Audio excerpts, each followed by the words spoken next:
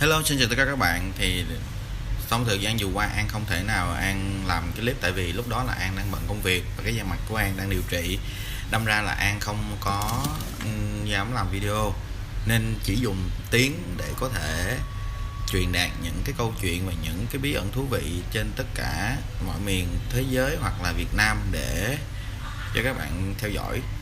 Thì có câu chuyện hôm nay, nó là câu chuyện xuất phát từ một người đã từng trải nghiệm và họ đã kể lại cho An. Cái anh này là anh chàng tài xế, và khoảng cỡ cách đây 4-5 năm về trước, ảnh có quá trình là ảnh làm cho một cái nhà xe. Thì cái nhà xe đó là nhà xe đường dài, mà ảnh là chuyên về lái xe tải. Và ảnh hôm đó là ảnh nhận cái chuyến xe đó là chuyến xe đầu tiên.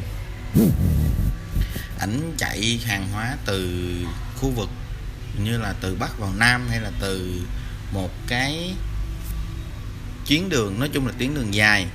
Thì khi giữa đường ảnh có nghỉ ngơi và ảnh có bước chân vào một cái quán gọi là quán nước á. Thì các bạn có hình dung là khi mà các bạn đi trên quốc lộ thì sẽ có những cái quán nước. Thì ảnh mới giống như là ảnh chạy mà ảnh mệt quá, ảnh mới dừng chân lại cái khu vực đó và ảnh nghỉ ngơi. Ảnh bước chân vào trong quán và ảnh có kêu một chai nước ngọt. Thì trong cái quá trình mà ảnh kêu một chai nước ngọt thì cái chai nước ngọt nó đem ra, thì cái cô bán hàng cổ lại đưa cho ảnh một chai nước ngọt và 2 cái tẩy. Thì cái 2 cái tẩy đó làm cho anh bất ngờ. Anh nói: "Ủa cô ơi, con đi có một mình, tại sao cô lại đem ra cho con tới 2 cái tẩy lận?" Thì cái cô bán hàng này mới quay qua và nói: "Ủa, rõ ràng là hồi nãy cô nhìn thấy con đi với một cô con gái nữa, nên con mới chạy vô cô lấy 2 cái tẩy. Thế thực sự ra cô đâu có nghĩ gì đâu." Thì tới lúc đó anh chàng này anh vẫn còn gọi là bàng hoàng và không hiểu được là cô này cô có giống như là cô có bị say ngủ hay là sao không, mà sao lại nói như có nhìn lầm không.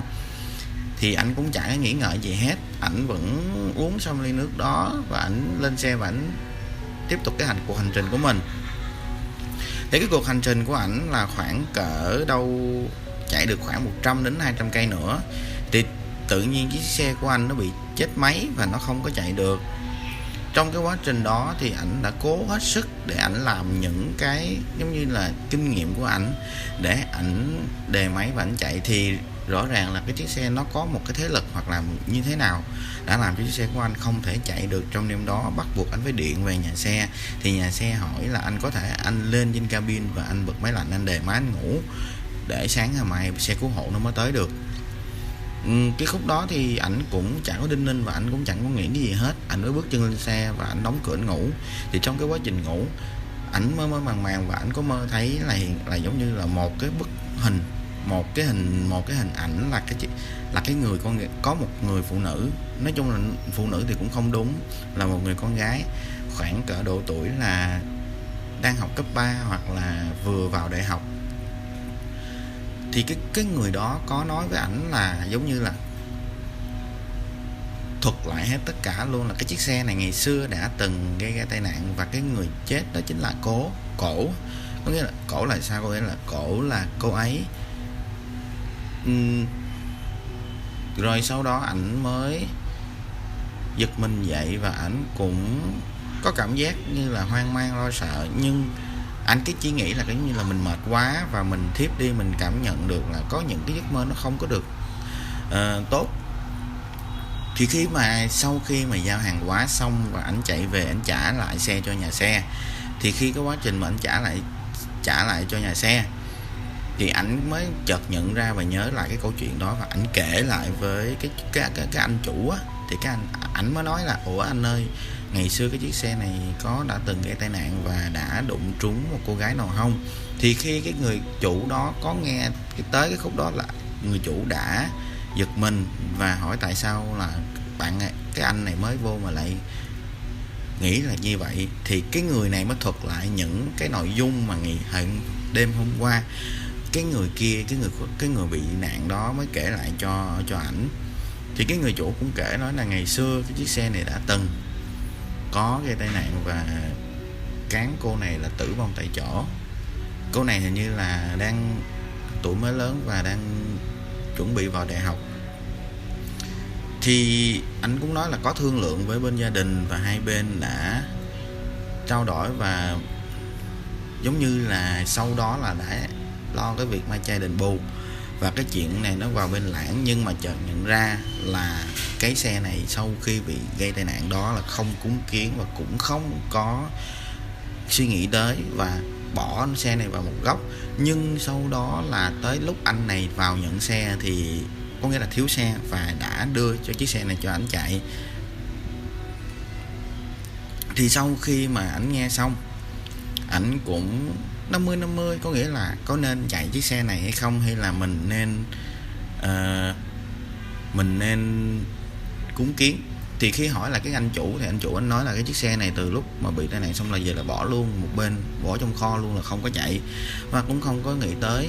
Nhưng mà ảnh mới nói thôi, có nghĩa là cái người đó có nghĩa là ảnh đã gặp được người đó, có nghĩa là người đó đã cho ảnh cái giống như là cho ảnh thấy. Và cũng có nghĩa là cái người, nếu mà theo An nghĩ luôn là họ cũng không có hại mình, họ chỉ muốn là cho mình biết được là cái lý do. Nhưng mà thí dụ như bây giờ mình là người với nhau thì có thể mình giải thích, nhưng mà họ thì họ không thể nào giải thích với mình được, đâm ra là họ sẽ cho mình thấy trong giấc mơ và muốn mình hiểu được về cái sự việc mà của họ. Thì ảnh mới thấy vậy, ảnh mới cúng kiến và ảnh có liên hệ với cái người chủ đó, để tìm kiếm được cái gia đình. Thì khi mà sau khi mà biết được cái gia đình và biết được cái đoạn đường thì ảnh cũng đã có mua những trái cây nhang bọng lại cúng. Thì sau khi cúng xong thì đúng là cái câu như ông bà ta có nói là có thờ có thiên, có kiêng và có lành. Thì hiện tại ảnh đã là một chủ nhà xe và ảnh đã sở hữu được 2 chiếc xe để vận chuyển hàng hóa. Nói chung là những cái nhân vật trong câu chuyện An sẽ không có đề cập đến cái riêng tư và những cái giống như là sơ yếu lý lịch của họ để nhằm đảm bảo được cái cuộc sống của họ. Tại vì cái chén cơm manh áo ai mà cũng không muốn. Cho nên cái câu chuyện này An chỉ chia sẻ lại để cho mọi người cùng nghe và hiểu. Thì nếu mà các bạn nào tin tưởng về cái chuyện đó thì có thể cảm nhận khác. Còn các bạn nào mà không tin tưởng thì có giống như là không tin tưởng thì cũng không phải, có nghĩa là cũng không có giống như là mình tin vào khoa học thì cũng được. Nếu mà rồi thì cái câu chuyện của An hôm nay nó chia sẻ đến đây thôi. Các bạn nếu thấy hay thì hãy ấn like và đăng ký kênh miễn phí để ủng hộ cho An.